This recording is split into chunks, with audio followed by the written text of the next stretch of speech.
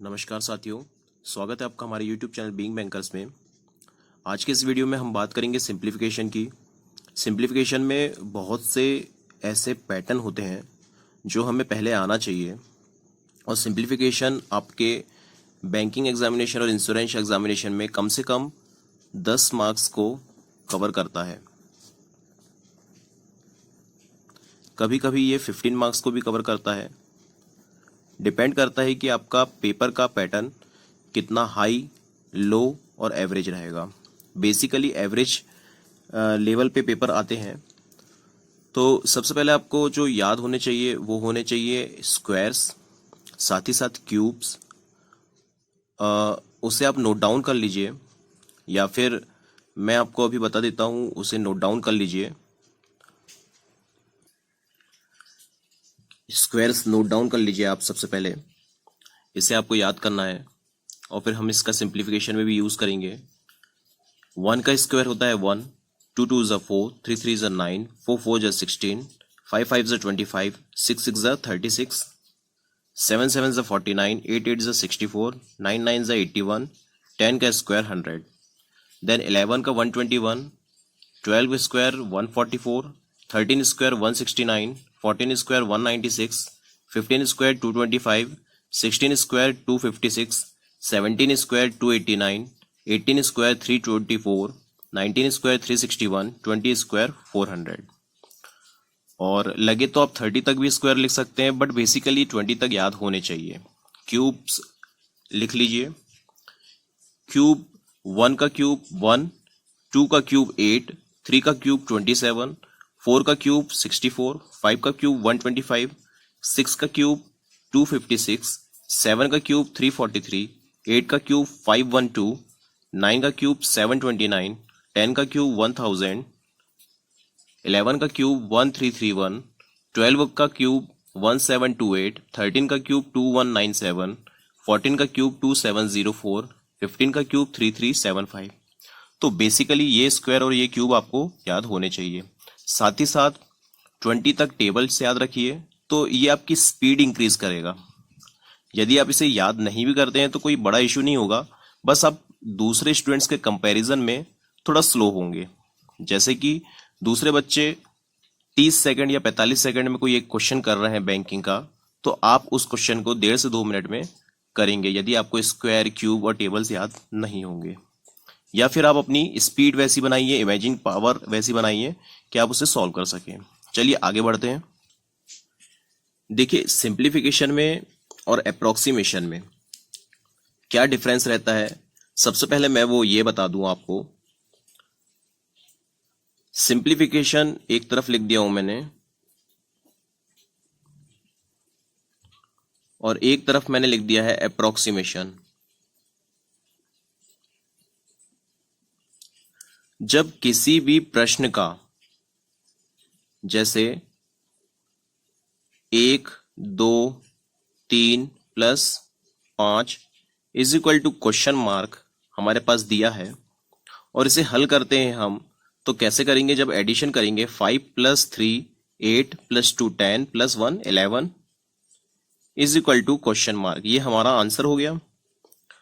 तो ऑप्शन जो हमारे से पूछा जाएगा 10 11 12 और डी मान लीजिए 13, तो बी ऑप्शन सही है। ठीक, उसी तरीके से जब अप्रोक्सीमेशन के क्वेश्चन आते हैं तो कुछ इस तरीके से आते हैं।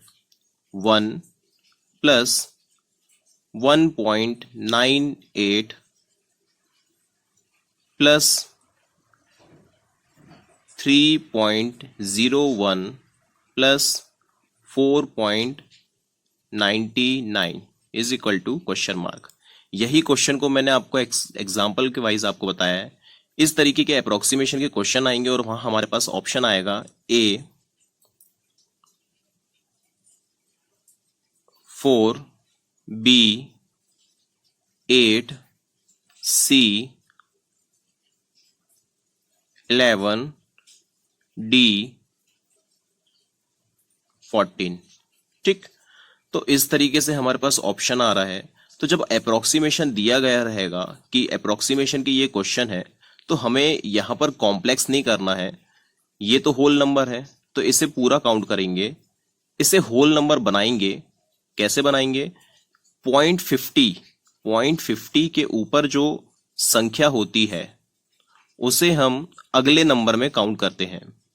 जैसे कि 1.56 रहेगा तो इसे हम 2 काउंट करेंगे। 2.04 रहेगा तो भी इसे हम 2 काउंट करेंगे। जब 2.66 रहेगा तब इसे हम 3 काउंट करेंगे। और जब 1.05 रहेगा इसे हम 1 काउंट करेंगे। इसका मतलब 0.50 के बाद जो संख्या आएगी, इससे ऊपर की जो संख्या आएगी तो हम अगला नंबर जो होता है उसे लेंगे, और 0.50 से नीचे रहती है तो जो सामने का अंक है उसे ही हम एज्यूम करेंगे। ठीक है, होप्स आपको समझ में आ रहा होगा।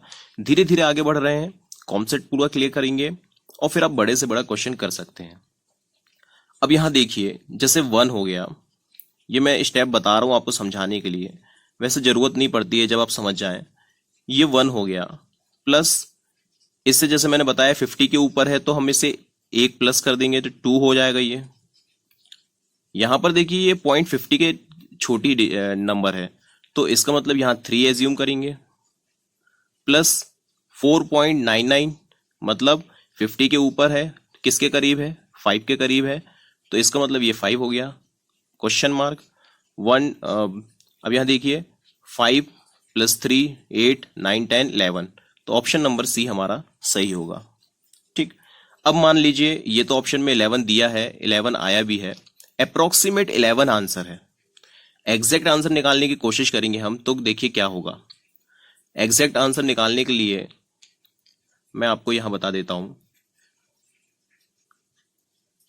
ये 1 है, होल नंबर को पूरा लिख लिए, 1.98 0.00 कहलाएगा ये, 3.01 4.99, टोटल कर लीजिए 10 + 18 1818, 10 19 1919, 0.4 5 6 7 8 9 10, मतलब 10 11 सॉरी 4 + 4 8 9 10, ये 0 होगा। तो 10.98 आ रहा है, ये अप्रोक्सीमेट वैल्यू है। ये एग्जैक्ट 11 आ रहा है क्या? नहीं आ रहा है। तो हमें स्पीडी कैलकुलेशन करने के लिए इस तरीके का पैटर्न फॉलो करना रहता है। जब हमने बेसिक रूल फॉलो किया तो देखिए वही आया 10.98, ये अप्रोक्सीमेट आंसर है जिसका ऑप्शन ये होगा। ठीक, मान लीजिए कभी ऑप्शन ऐसा रहा कि A option 4, B option 7, C option 9, D option 10, तो तब इस कंडीशन में हमारा ऑप्शन नंबर डी सही होगा। ठीक है, अप्रोक्सीमेशन में ये चांसेस रहते हैं। चलिए अगला देखते हैं। अब यहां पर हमने प्लस देख लिए हैं और सिंप्लीफिकेशन अप्रोक्सीमेशन समझ लिए हैं। यहां पर बच्चे जब सिंप्लीफिकेशन सॉल्व करते हैं तो कुछ सिंबल्स जो रहते हैं उसका कॉन्सेप्ट समझ लीजिए। हमारे पास जो सबसे बड़ा सिंबल यूज होता है वो होता है डिवाइड, फिर होता है मल्टीप्लिकेशन, प्लस और माइनस। ये सिंबल्स का हमेशा कैलकुलेशन में यूज होता आया है। इस रूल को फॉलो करता हुआ एक रूल होता है, वो कहलाता है आपका बोडमास रूल। बोडमास रूल कैसा होता है? जिसमें v जो रहता है एक सबसे पहले वो रहता है वेन्यूकेलम का, ये बार कहलाता है। जैसा कि साथ ही साथ मैं एग्जांपल में भी बता देता हूं आपको, 4 divide by 2 of 1 plus 3 minus 2 बार ब्रैकेट में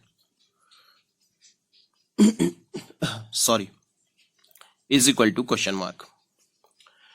ये बहुत ही इंटरेस्टिंग देखिए, ये वेनिकुलम जो है ये बार कहलाता है और इसे सबसे पहले सॉल्व किया जाता है, इसे सबसे पहले सॉल्व किया जाएगा। ठीक, जब इसे सॉल्व कर देंगे तो यहां पर क्या आ जाएगा, ब्रैकेट में 1 और बाकी सभी चीजों को हम एज इट इज लिख ले रहे हैं, is equal to question mark. ठीक, वेनिकुलम के बाद आता है बी, ब्रैकेट। सबसे पहले सॉल्व किया जाता है इस ब्रैकेट को, देन सॉल्व किया जाता है इस ब्रैकेट को, फिर उसके बाद आखिरी में सॉल्व करते हैं इस ब्रैकेट को। वेनिकुलम को पहले सॉल्व करेंगे, फिर इस ब्रैकेट का नंबर रहेगा, फिर इसका, फिर इसका।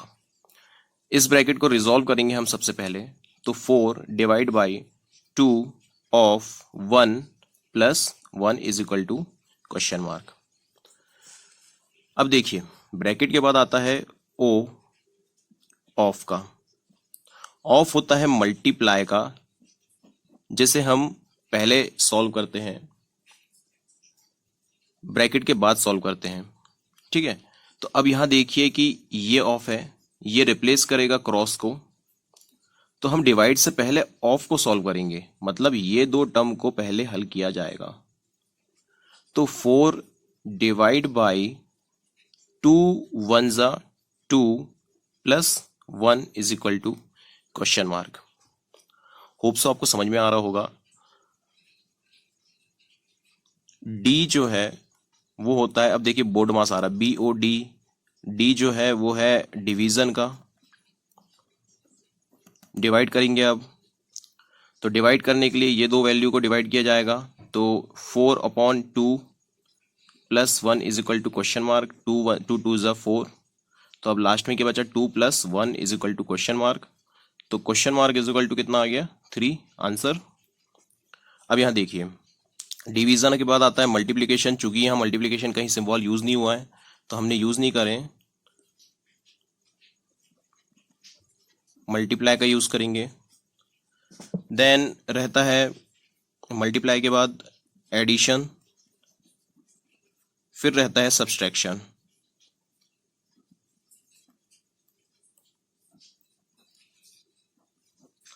तो बोर्डमास रूल यही होता है और इसे ही हम सिंप्लीफिकेशन के क्वेश्चन सॉल्व करने में यूज करते हैं।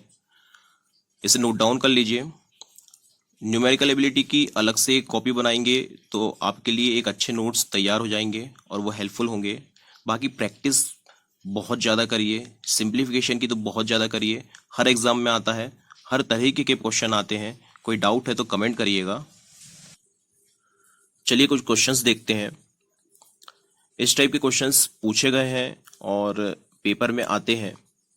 तो यहाँ देखिए, ये जो क्वेश्चन है 14 का स्क्वायर माइनस 0.06 का स्क्वायर।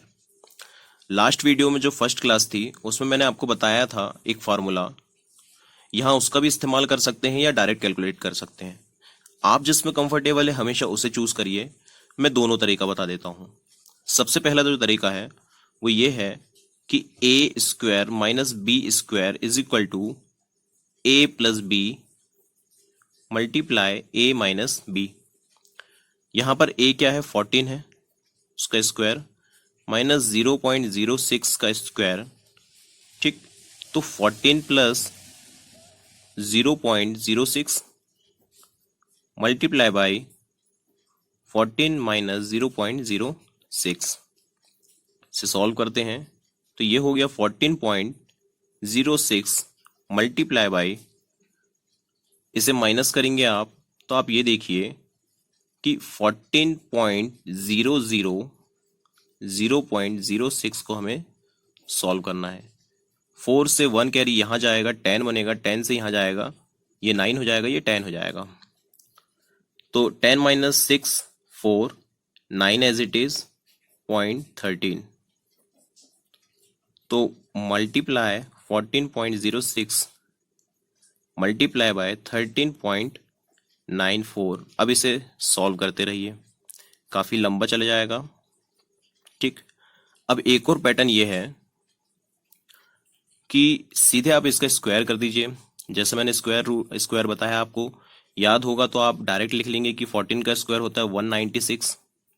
ठीक है, माइनस 6 का स्क्वायर होता है 6 6 36, तो ये 36 हमने नोट डाउन कर लिए। लेकिन ये देखिए कि पॉइंट का भी जीरो, डबल जीरो है, इसका भी स्क्वायर होगा, तो इसका मतलब 2 जीरो है बाद में। अब कितने होंगे, 4 डिजिट होना चाहिए, तो 1 2 और ये पॉइंट में आ गया, is equal to question mark. अब इसे सॉल्व करते हैं। तो सॉल्व करने के लिए देखिए 196.0000, तो 0.0036 जो भी होगा वो आंसर होगा।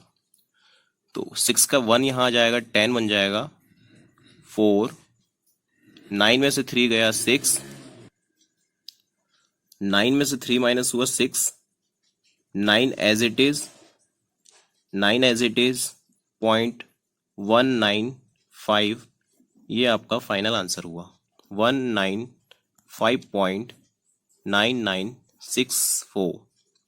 तो 195.99 आंसर है। क्या यहां आ रहा है, देखिए 195.36 आ रहा है, 99 आ रहा है, और यहां पर ये चारों ऑप्शन बिलोंग्स नहीं करते हैं, और यहां कहीं दिया नहीं है कि अप्रोक्सीमेशन का। जब अप्रोक्सीमेशन का होता है तो नन ऑफ दीज ऑप्शन आने के चांसेस कम रहते हैं, तो इसका मतलब ऑप्शन नंबर 5 हमारा सही होगा। ठीक, सेकंड क्वेश्चन देखते हैं। सेकंड क्वेश्चन यहीं ट्राई करने की कोशिश करिए। सबसे पहले एडिशन वाली वैल्यू को हम ऐड कर लेते हैं, तो मैं अंडरलाइन कर रहा हूं, प्लस वाली वैल्यू एक ये है, एक ये है, एक ये है। ओके, लास्ट डिजिट को ऐड करना शुरू करिए। 7 + 7 14 + 1 15, तो 1 कैरी हमें यहाँ डाउन डाउन कर रहा हूँ, 5 को मैं यहाँ लिख दे रहा हूँ, 4 + 1 5 + 1 6, 6 + 4 10, 1 कैरी 0, 2 + 4 6 + 2 8, 8 इसके पहले पॉइंट है, 5 + 1 6, 6 + 3 9, 1 4 5। समझ में आ रहा है? नहीं आ रहा है तो मैं सिंपल मेथड भी आपको करके बता दूंगा। ये प्लस वाली वैल्यू को हमने ऐड कर दी है, ठीक है। और आ रहा है तो आप थोड़ा सा आगे करके वीडियो बढ़ा सकते हैं। माइनस की वैल्यू का हम ऐड करते हैं। अब मैं इसके ऊपर लाइन खींच रहा हूं जो माइनस माइनस की है। 8 + 4 = 12, तो 1 and 2 12, 1 + 1 2 3, 3, 1 + 2 3, यहाँ पे भी पॉइंट सेम जगह आएगा। 7 + 4 = 11, 1 कैरी 1, 2 + 1 3 and 1 4, तो 41 को माइनस करेंगे। 5 - 2 3, 10, 1 यहाँ से कैरी कर लिए, 7, 7 - 3 4, 9 - 1 is 8 and 5 - 4 is 1, तो फाइनल आंसर हमारा क्या हो गया, 18475। ओके, कहाँ गलती हो रही है एक बार चेक कर लें। चलिए बेसिक मेथड बताता हूँ, शायद गलती पकड़ में जाए, या यहाँ पर मिस प्रिंट मैंने लिखा है, सॉरी, ये फाइनल आंसर आता है तो सेकंड ऑप्शन। ओके, चलिए बेसिक से बता देता हूँ मैं। यदि आप इसको समझ लिए हैं तो थोड़ा सा आगे बढ़ जाइए। ये बेसिक उनके लिए है जिन्हें समझ में नहीं आया है। सबसे पहले एडिशन वाली वैल्यू को मैंने नोट डाउन कर लिया, 13.141, 31.417, 15.247, ये सब प्लस प्लस वाली वैल्यू को मैंने एक साइड लिख लिया, और माइनस माइनस वाली वैल्यू को मैंने एक तरफ लिख लिया। 27.118, 14.214। अब इन सभी का एडिशन करेंगे तो ये आ जाएगा, इन सभी का एडिशन करेंगे तो ये आ जाएगा। प्लस माइनस माइनस होता है, तो 18.473 आएगा, और बड़ी वैल्यू प्लस में है इसलिए ये प्लस में आएगा। ठीक है, तो आंसर हमारा ये आ गया। चलिए नेक्स्ट क्वेश्चन देखते हैं। नेक्स्ट क्वेश्चन बहुत ही इंटरेस्टिंग है। यहाँ पूरा पूरा बोर्डमास रूल अप्लाई हुआ है। ठीक है, बोर्डमास रूल क्या बोलता है कि सबसे पहले हमें यहाँ पर वेन्युकुलम को सॉल्व करना था, जैसा मैंने बताया है बोर्डमास रूल में, बट वेन्युकुलम है नहीं, बार है नहीं, तो ब्रैकेट को सॉल्व करना है। ये अंदर का ब्रैकेट पहले हल होगा। ठीक, तो अंदर का ब्रैकेट हल करने के लिए देखिए एक और तरीका, ये थोड़ा सा हम इसका मल्टीप्लिकेशन करेंगे तो बड़ा लेंदी हो जाएगा, है ना। सबसे पहले तो क्वेश्चन नोट डाउन कर लेते हैं। 5 6 7 divide 10.8 into 2.5 divide by 3 is equal to question mark. चलिए यहाँ आ जाइए। अब यहाँ देखिए, सबसे पहले तो ब्रैकेट को हमें हल करना है। ठीक, ब्रैकेट को हल करते हैं, तो ब्रैकेट को हल यहाँ देखिए कैसे करेंगे। 108 पॉइंट हटा दिया हमने, और नीचे हमने पॉइंट को रिजॉल्व करके लिख दिए। एक संख्या पीछे है तो मतलब 1 0, यहाँ का भी एक संख्या है मतलब 1 और 0। ठीक, इनटू 25 हो गया ये। अब 25 1 जा 25, 25 4 जा 100। ठीक, अब 4 1 जा 4, 4 2 जा 8, 4 5 जा 20 होता है, 6 जा 24 होता है, तो 7 जा 28। तो ब्रैकेट को सॉल्व करने के बाद फाइनल वैल्यू हमारे पास क्या आ गई, वो आ गई 27। अब बाकी की संख्या को हमने एज इट इज लिख लिए 567। ये सब चीजें आप यहां पे भी काट पीट के सॉल्व कर सकते हैं जब आपकी अच्छी प्रैक्टिस हो जाए। अब यहां देखिए इसे कैसे सॉल्व करेंगे। 567 अपॉन 27 इंटू 3 होता है, डिवाइड ही है तो डिवाइड को ही हल करना है।